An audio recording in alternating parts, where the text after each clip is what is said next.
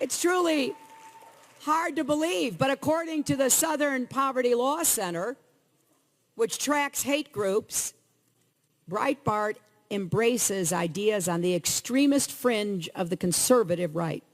This is not conservatism as we have known it. This is not republicanism as we have known it.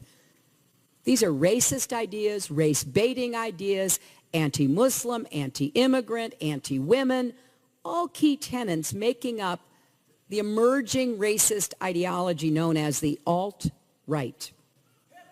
Now, alt-right is short for alternative right.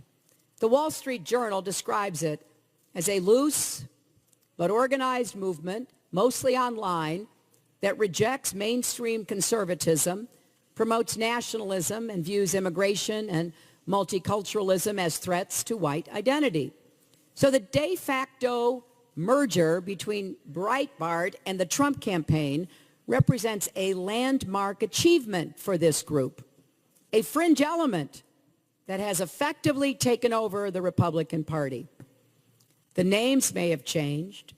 Racists now call themselves racialists.